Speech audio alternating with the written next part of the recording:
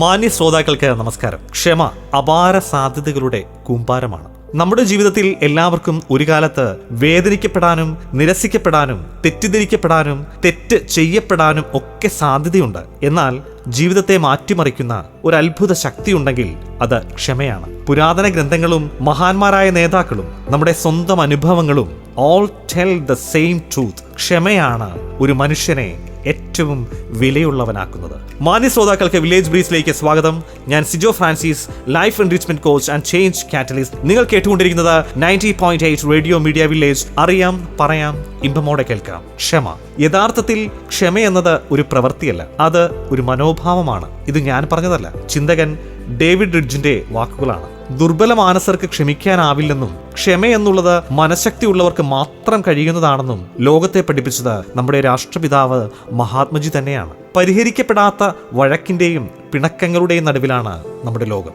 ദേശീയവും അന്തർദേശീയവുമായ സംഘർഷങ്ങൾ ലോക സമാധാനത്തിന് ഭീഷണിയായി നിലനിൽക്കുന്നു. ക്ഷമിക്കുവാനുള്ള സഹജവാസനയെ ചങ്ങലക്കിട്ട് പകയുടെയും വൈരാഗ്യത്തിന്റെയും ശത്രുതയുടെയും വേട്ടനായ്ക്കളെ മറ്റുള്ളവരിലേക്ക് അഴിച്ചുവിട്ട് ആഘോഷം നടത്തുകയാണ് ഇന്ന് മനുഷ്യർ. തീരാത്ത ശത്രുത മാനവികതയ്ക്ക് എന്നും ഒരു അപമാനം തന്നെയാണ്. ഓർക്കാം, ക്ഷമ ഒരു പ്രവൃത്തിയല്ല, അത് ഒരു മനോഭാവമാണ്. ഒരു പഴയ കഥയുണ്ട്.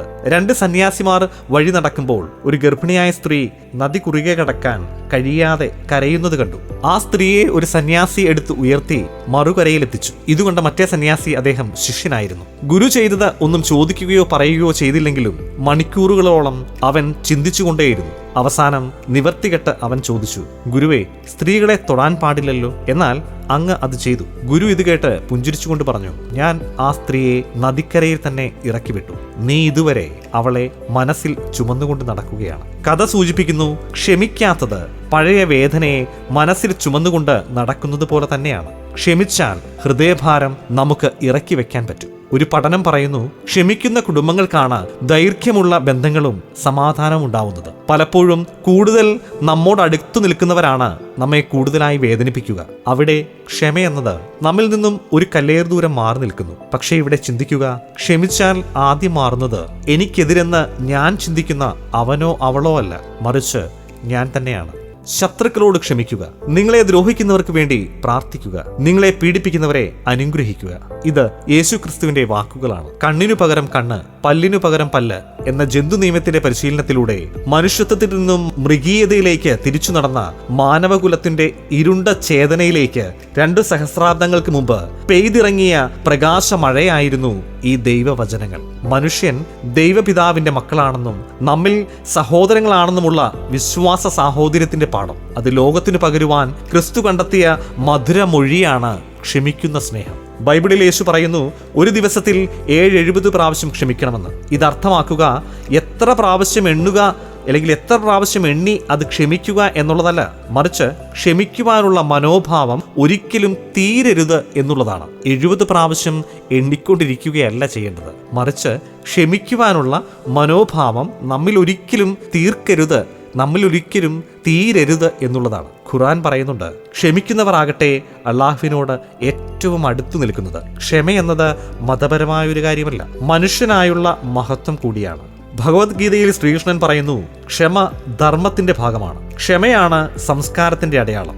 എത്ര വലിയ വൈരാഗ്യവും ക്രോധവും ക്ഷമയിലൂടെ തീർന്നു പോകുമെന്ന് ഗീത നമ്മെ പഠിപ്പിക്കുന്നുണ്ട്. 27 വർഷം ജയിലിൽ കഴിയേണ്ടി വന്ന നെൽസൺ മണ്ടേല പുറത്തിറങ്ങിയപ്പോൾ പക തീർത്തില്ല. അദ്ദേഹം പറഞ്ഞ വാക്കുകൾ ഇന്നും ഹൃദ്യമാകുന്നു. ഞാൻ വെറുപ്പുമായി ജയിലിൽ നിന്ന് ഇറങ്ങിയിരുന്നുവെങ്കിൽ എൻ്റെ മനസ്സ് ഇപ്പോഴും തടവറയിലായിരിക്കും. ക്ഷമിക്കുന്നത് മറ്റൊരു വ്യക്തിക്ക് വേണ്ടിയല്ല, സ്വന്തം മനസ്സിന്റെ മോചനത്തിനു വേണ്ടിയാണ്.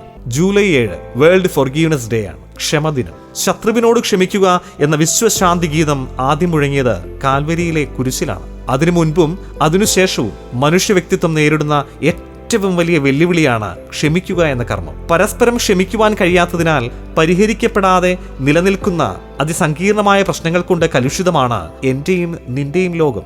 മണ്ണിന്റെ പേരിലും പൊന്നിന്റെ പേരിലും പെണ്ണിന്റെ പേരിലും മാത്രമല്ല, ഇന്ന് വിശ്വാസത്തിന്റെ വികലമായ കാഴ്ചപ്പാടിന്റെ പേരിലും ശത്രുത കൃഷി ചെയ്യുകയാണ് ആധുനിക മനുഷ്യർ. മനുഷ്യനോട് ഹൃദയപൂർവ്വം ക്ഷമിക്കുവാൻ കഴിയാത്തവർക്ക് ഒരു ദൈവവും പ്രത്യക്ഷപ്പെടില്ല എന്നോർക്കുക. ക്ഷമ മനുഷ്യന്റെ നാവിലെ ദൈവത്തിന്റെ ഭാഷയാണ്. ഒന്നുകൂടി കേൾക്കാം. ക്ഷമ മനുഷ്യന്റെ നാവിലെ ദൈവത്തിന്റെ ഭാഷയാണ്. നമുക്ക് ദൈവത്തിന്റെ ഭാഷ പഠിക്കാം. ക്ഷമയെന്നത് തെറ്റുമറയ്ക്കുകയല്ല, അന്യായം അംഗീകരിക്കുകയല്ല, മറ്റു വ്യക്തിക്ക് ജയമെന്നുമല്ല. മറിച്ച് ക്ഷമിക്കുമ്പോൾ മനസ്സ് ശാന്തമാകും, ബന്ധങ്ങൾ സുഖകരമാകും, ആരോഗ്യം മെച്ചപ്പെടും, ആത്മവിശ്വാസം അത് വളരും. ഈ ലോകത്ത് പല ശക്തികളുണ്ട്: പണം, സ്ഥാനമാനം, ബുദ്ധി. പക്ഷേ മനുഷ്യന്റെ പരമശക്തി ഒറ്റ വാക്കിലാണ്: ക്ഷമ. മനുഷ്യനെ മനുഷ്യനാക്കുന്ന ഒറ്റ വാക്ക് ക്ഷമ. ശ്രോതാക്കളെ, കണ്ണടച്ച് ഉള്ളിലേക്ക് നമുക്ക് നോക്കാം. ക്ഷമിക്കുവാൻ പറ്റാത്തതിന്റെ ഭാണ്ഡക്കെട്ടുകൾ നമുക്കൊന്ന് തുറക്കാം. മൊബൈൽ എടുത്ത് ഓൺ ചെയ്ത് ആ നമ്പറിലേക്ക് നമുക്കൊന്ന് വിളിക്കാം. അല്ലെങ്കിൽ ബൈക്ക് എടുക്കാം, അല്ലെങ്കിൽ കാർ എടുക്കാം, അല്ലെങ്കിൽ നമുക്കൊന്ന് ഓടാം. മുഖാമുഖം നിൽക്കാം. മനസ്സറിഞ്ഞ് നെഞ്ചിൽ തൊട്ട് നമുക്കൊന്ന് പറയാം: സോറി, മാപ്പ്.